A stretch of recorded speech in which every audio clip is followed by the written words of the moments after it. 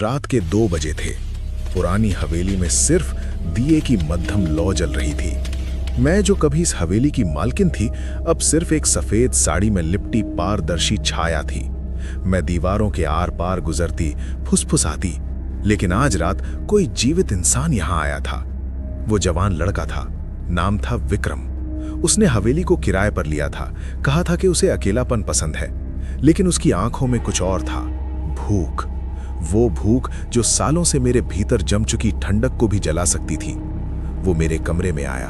मैं कोने में खड़ी थी, जैसे हमेशा खड़ी रहती हूं। उसने मुझे देखा, पहले डर गया, फिर उसकी सांसें तेज हो गईं। उसने धीरे से कहा, तुम सच में हो? मैं चुप रही। वो आगे बढ़ा। उसने हाथ बढ़ाया। उसका हाथ मेरे कंधे से गुजर गया, लेकिन दूसरी बार उसने जोर लगाया, जैसे इच्छा से ठोस चीजें भी पकड़ी जा सकती हों। उसने मुझे दीवार से सटा दिया। मेरी पीठ दीवार में धंस गई, लेकिन वो नहीं रुका।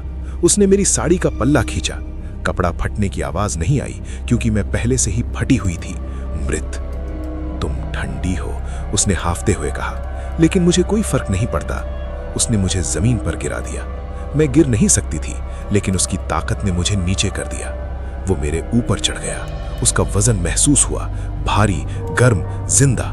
मैं चीखना चाहती थी, लेकिन मेरा गला सालों से खामोश था। उसने मेरे अंदर घुसने की कोशिश की। पहले नहीं हुआ, क्योंकि मैं भूत थी, लेकिन उसकी जिद और उसकी गंदी इच्छा ने कुछ कर दिया। मेरा शरीर कुछ पलों के लिए ठोस हो गया।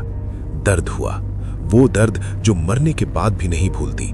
उसने मुझे पकड़ रखा था, मेरे बाल खींचे, मेरी छाती दबाई। वो बार बार धक्के दे रहा था।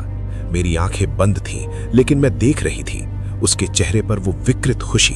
वो हाँफ रहा था, पसीना मेरे ठंडे शरीर पर गिर रहा था। तुम मेरी हो, वो बड़बड़ाया। कोई नहीं बचा सकता तुम्हें। मैंने आंखें खोली।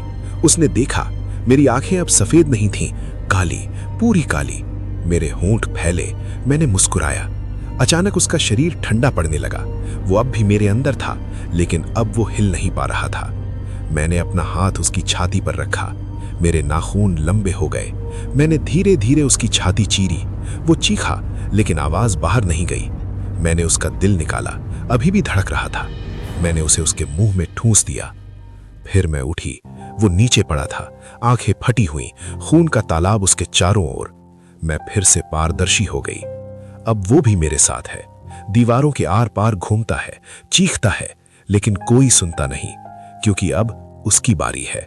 मैं उसे हर रात पकड़ती हूं, और जो उसने मेरे साथ किया वही करती हूं, जबरदस्ती, बिना रुके, हमेशा। कहानी खत्म हुई, लेकिन दिल की धड़कन अभी भी तेज है ना?